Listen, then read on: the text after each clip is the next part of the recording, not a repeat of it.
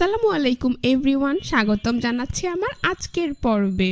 মাত্র একটি ডিম আর আলু দিয়ে কোনো রকম ঝামেলা ছাড়াই ঝটপট ভীষণ মজাদার একটি বিকেলের নাস্তা আজকে তৈরি করে দেখাবো। নাস্তাটি তৈরি করা খুবই সহজ, আর একবার তৈরি করে দিলেই পরিবারের বড় থেকে ছোট সকলেই খুবই পছন্দ করবে। বাচ্চাদের টিফিনের জন্য কিংবা অতিথি আপ্যায়নে কোনো রকম ঝামেলা ছাড়াই এই রেসিপিটি তৈরি করে দিতে পারেন। আশা করছি সকলের খুবই ভালো লাগবে। এই রেসিপিটি তৈরি করার জন্য প্রথমে একটি মিক্সিং বলে আমি 1.5 কাপ পরিমাণ ময়দা নিয়ে নিচ্ছি। আপনারা চাইলে এর পরিবর্তে আটাও নিতে পারবেন। দিয়ে দিচ্ছি স্বাদ মতো লবণ। তারপর এখানে আমি অ্যাড করে দিচ্ছি প্রায় 1.5 টেবিল চামচ পরিমাণ রান্নার রেগুলার তেল। এইবার এই সবগুলো উপকরণ একসাথে হাত দিয়ে খুব ভালো করে মিশিয়ে নিচ্ছি। ময়ানটা যত ভালো হবে নাস্তাটা তত বেশি খাস্তা এবং ক্রিস্পি হবে।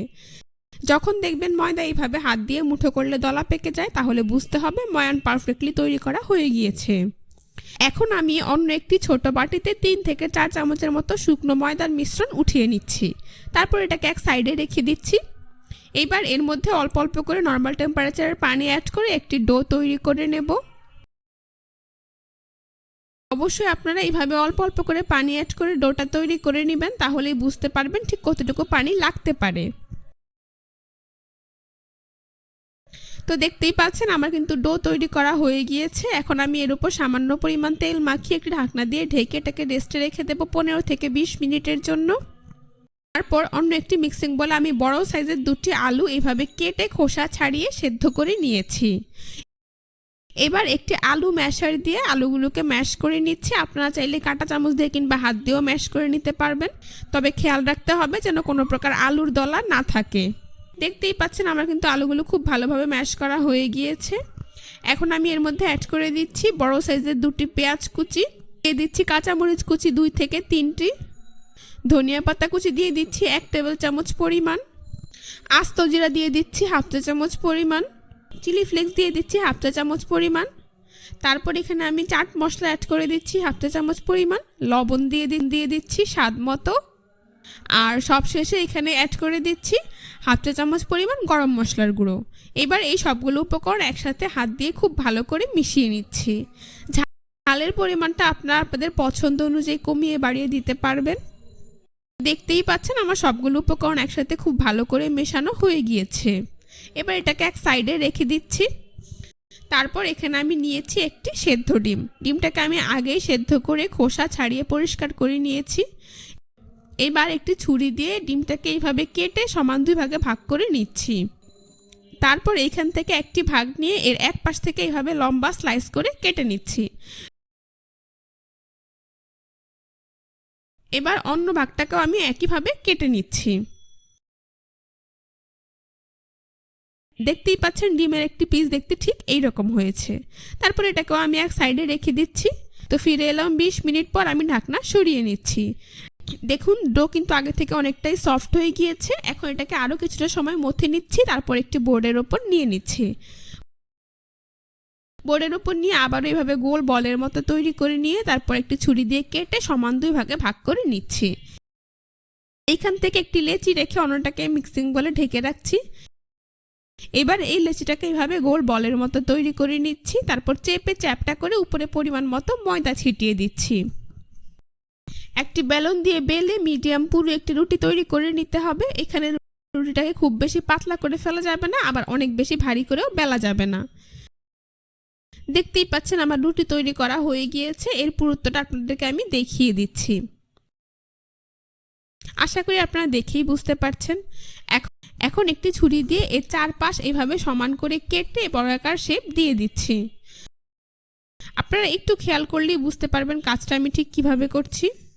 অতিরিক্ত অংশগুলোকে আমি সরিয়ে নিয়েছি। এগুলো দিয়ে একইভাবে আবার নাস্তা তৈরি করে নিতে পারবো। এখন তৈরি করে রাখা আলুর মিশ্রণ থেকে পরিমাণ মতো আলুর মিশ্রণ আমি এর উপর দিয়ে দিচ্ছি। তারপর চামচ দিয়ে পুরো রুটিতে এইভাবে আলুর মিশ্রণটা ছড়িয়ে দিচ্ছি। আশা করি আপনারা দেখেই বুঝতে পারছেন। তো দেখুন আমি কিন্তু পুরো রুটিতে খুব ভালো করে আলুর মিশ্রণটাকে ছড়িয়ে দিয়েছি। এইবার একটি ছুরি দিয়ে প্রথমে রুটিটাকে এইভাবে সমান 3 ভাগে ভাগ করে নিচ্ছি। তারপর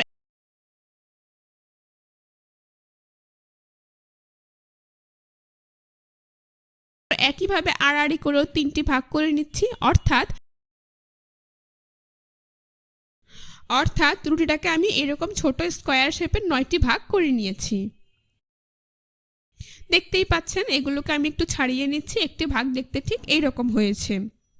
এখন এখান থেকে একটি ভাগ আমি নিয়ে নিচ্ছি, তারপর আগে থেকে কেটে রাখা সেদ্ধ ডিমের একটি স্লাইস এর মাঝখানে দিয়ে দিচ্ছি। ডিমের স্লাইসটাকে মাঝে রেখে শীটটার 2 পাশ এভাবে আলতো করে চেপে দিচ্ছি। খুব বেশি চেপে মুখ বন্ধ করার প্রয়োজন নেই, এইভাবে আলতো করে চেপে দিলেই চলবে। দেখতেই পাচ্ছেন আমার কিন্তু একটি নাস্তা তৈরি করা হয়ে গিয়েছে। এখন এটাকে আমি প্লেটে উঠিয়ে নিচ্ছি। আপনাদের এভাবে আমি সবগুলো নাস্তা তৈরি করে নেব। তো আপনাদের বোঝার সুবিধার্থে আরও একটি নাস্তা তৈরি করে আপনাদেরকে আমি দেখিয়ে দিচ্ছি। আশা করি আপনারা দেখেই বুঝতে পারছেন নাস্তাটা তৈরি করা কিন্তু খুবই সহজ, আর খেতেও হয় অনেক বেশি মজাদার এবং মুচমুচে। তো দেখতেই পাচ্ছেন আমার আরও একটি নাস্তা তৈরি করা হয়ে গিয়েছে। এখন এটাকেও আমি প্লেটে উঠিয়ে নিচ্ছি। এভাবে আমি সবগুলো নাস্তা তৈরি করে নিয়েছি, এগুলোকে আমি এক সাইডে রেখে দিচ্ছি। এখন প্রথমে যে শুকনো ময়দার মিশ্রণটা উঠিয়ে রেখেছিলাম, এর মধ্যে প্রথমে আমি 1 টেবিল চামচের মতো ধনিয়া পাতা কুচি দিয়ে দিচ্ছি, চিলি ফ্লেক্স দিয়ে দিচ্ছি 1/2 চা চামচ পরিমাণ, আর সাদা তিল দিয়ে দিচ্ছি 1 টেবিল চামচ পরিমাণ। এটা টোটালি অপশনাল, না থাকলে না দিলেও চলবে। শুকনো উপকরণগুলো একসাথে খুব ভালো করে মিশিয়ে নিচ্ছি। তারপর এর মধ্যে অল্প অল্প করে নর্মাল টেম্পারেচারের পানি অ্যাড করে একটি মিডিয়াম ঘন ব্যাটার তৈরি করে নিচ্ছি। খুব বেশি পাতলা ব্যাটার এখানে তৈরি করা যাবে না, আবার অনেক বেশি ঘন করেও তৈরি করা যাবে না। দেখতেই পাচ্ছেন আমার ব্যাটার তৈরি করা হয়ে গিয়েছে। এখন নাস্তাগুলোকে আমি ভাজতে চলে যাচ্ছি। সেই জন্য চুলায় একটি প্যানে পরিমাণ মতো তেল দিয়ে তা মিডিয়াম হিটে গরম করে নিয়েছি। এবার তৈরি করে রাখা নাস্তাগুলো থেকে একটি নাস্তা আমি এই ব্যাটারের মধ্যে দিয়ে দিচ্ছি। 2-3 বার উল্টে পাল্টে খুব ভালো করে ময়দার ব্যাটারে ডিপ করে ব্যাটার থেকে তুলে সরাসরি গরম তেলে দিয়ে দিচ্ছি। এভাবেই সবগুলো নাস্তা আমি ব্যাটারে ডিপ করে ব্যাটার থেকে তুলে গরম তেলে দিয়ে দিব। অবশ্যই চুলার আঁচ মিডিয়ামে রেখে নাস্তাগুলোকে ভেজে নিতে হবে। চুলার আঁচ হাইতে রাখলে নাস্তাগুলো বাইরে দিয়ে পুড়ে যাবে, কিন্তু ভেতরে ভালোভাবে কুক হবে না। এখন এক পাশ ভাজা হয়ে গেলে আমি এগুলোকে উল্টে দিচ্ছি। কিছুক্ষণ পরপর উল্টে পাল্টে নাস্তাগুলোকে গোল্ডেন ব্রাউন কালার এবং ক্রিস্পি করে ভেজে নিতে হবে। দেখতেই পাচ্ছেন আমার নাস্তাগুলো ভাজা হয়ে গিয়েছে, খুব সুন্দর কালার চলে এসেছে। একটি ছাঁকনি দিয়ে এগুলোকে তেল থেকে তুলে খুব ভালো করে তেল ঝরিয়ে নাস্তার প্লেটে উঠিয়ে নিচ্ছি। বাকি নাস্তাগুলোকে আমি একইভাবে তেল ঝরিয়ে নাস্তার প্লেটে উঠিয়ে নেব।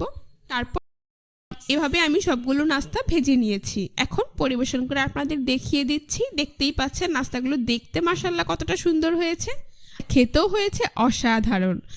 বাচ্চাদের টিফিনের জন্য কিংবা বিকেলের নাস্তায়, চায়ের আড্ডায় কোনো রকম ঝামেলা ছাড়াই ঝটপট এই রেসিপিটি একবার তৈরি করে দিলে পরিবারের বড় থেকে ছোট সকলেই খুবই পছন্দ করবে আর মজা করে খেয়ে নেবে। আশা করছি আজকের রেসিপিটা আপনাদের সবার কাছে ভীষণ ভালো লেগেছে। রেসিপিটি ভালো লাগলে অবশ্যই আমার চ্যানেলটি সাবস্ক্রাইব করবেন, পাশে থাকা বেল বাটনটি অন করে দিবেন। আজ এ পর্যন্তই। সবাই ভালো থাকবেন, সুস্থ থাকবেন। আল্লাহ হাফেজ।